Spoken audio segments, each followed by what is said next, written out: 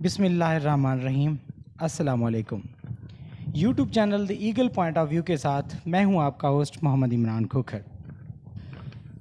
अगर आप मुझे पहली दफ़ा यूट्यूब पे देख रहे हैं तो मेरे चैनल को ज़रूर सब्सक्राइब करें और मेरी वीडियो को लाइक करें। और अगर पहले से ही आप मेरे चैनल को सब्सक्राइब किया हुआ है तो आपका बहुत बहुत शुक्रिया। आज मैं एक बहुत ही अहम मौजू पे बात करूँगा। टीचिंग एक पेशा पैगंबरी है। उस्ताद इस ज़माने में बहुत अहम हैसियत है। उस्ताद की जितनी कदर की जाए वो बहुत कम है, क्योंकि ये मुआशरा उस्ताद की वजह से ही है। जितने भी लोग तरक्की किए हैं, आज वज़ीर आज़म बने बैठे हैं, मिनिस्टर बने बैठे हैं या कोई और ओहदा है उनके पास, तो वो सब का सब एक उस्ताद की मरहून मिन्नत है। लेकिन इस वक्त जो हुकूमत है वो महकमा तालीम के साथ एक मजाक ही कर रही है, क्योंकि अब जितनी भी जॉब्स आ रही हैं, हर इदारों में कुछ ना कुछ जॉब्स आ रही हैं, वहाँ पे पॉलिसी कुछ और है। लेकिन जब महकमा तालीम की बात आ रही है तो अब जो पॉलिसी बनाई गई है वो बहुत ही नाक़िस है।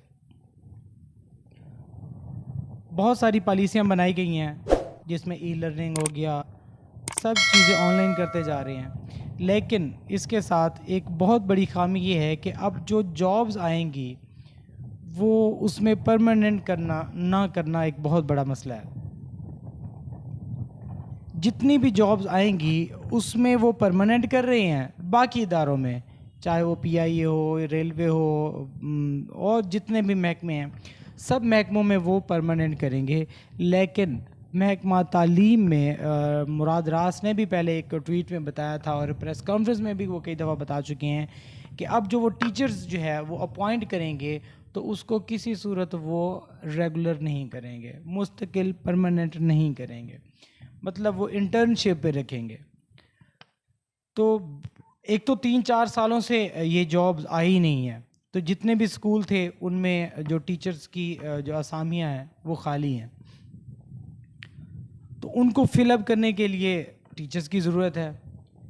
अब जब टीचर्स की ज़रूरत है तो जब उनको इस शर्त पे रखेंगे तो जो लोग इतने सालों से इंतज़ार कर रही हैं, अब अपनी MSc में, MPhil में, PhD में इतने लाखों रुपए खर्च करते हैं, उसके बाद जाके वो ये जॉब हासिल करते हैं, तो उनको अगर इस लेवल की जॉब ना दी जाए तो उस तालीम के साथ बहुत बड़ा मजाक होगा। अब वो जितने भी आगे तालीम देंगे तो अगर अब खुद लोग जो बैठे हैं, मिनिस्टर बैठे हैं, ये बैठे हैं, अपनी तनख्वाहें लाखों में रखते हैं। अब पंजाब असम्बली के जितने भी MN हैं, MPAs हैं और कौमी असम्बली के जितने भी MNAs हैं, उनकी तनख्वाहें लाखों में हैं, अलाउंसेस भी हैं, गाड़ियाँ भी लेते हैं। वो जिनकी बदौलत, एक उस्ताद की बदौलत, एक उस्ताद ने उनमें ये उजागर किया, उनमें जज्बा पैदा किया, उनमें पढ़ाई का शौक़ पैदा किया, जिसकी वजह से वो आगे गए। अपनी तनख्वाहें लाखों में रखी हुई हैं, लेकिन जब टीचर्स की बात आती है तो उनकी तनख्वाहें अब जैसे बता रहे हैं कि जो प्राइमरी को पढ़ाएगा उसको 20,000 देंगे और जो मिडिल को पढ़ाएगा उसको 25,000 देंगे और जो हाई सेक्शन को पढ़ाएगा वो 30,000 देंगे। लेकिन वो भी डेली वेजेस पे, अगर छुट्टियां हो जाती हैं तो छुट्टियों की नहीं देंगे। तो इस तरह से कट करते करते 30,000 वाले को 25,000 पे ले आएंगे, 20,000 वाले को 18-17,000 पे ले आएंगे। तो ये बहुत बड़ा मजाक है। तो इस चीज़ को फौरी तौर पे रोका जाए।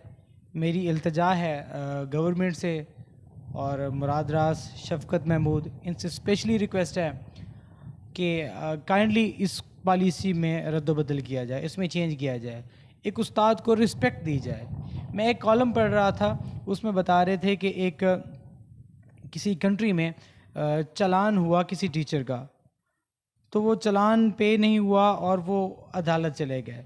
जब अदालत गए तो जज ने जब देखा, पूछा कि आप क्या करते हैं, तो उसने बताया कि मैं टीचर हूँ। तो वो खुद खड़ा हो गया और उनकी सरजनिश की कि आप एक उस्ताद को अदालत में क्यों लेके आए हैं, और उन्हें जो है उसी वक्त बाइज़्ज़त तरीके से वापस भेज दिया गया और उनको कहा गया कि नेक्स्ट अगर पूछ लेना है कि अगर कोई टीचर हो तो उसके साथ ऐसा सलूक नहीं करना।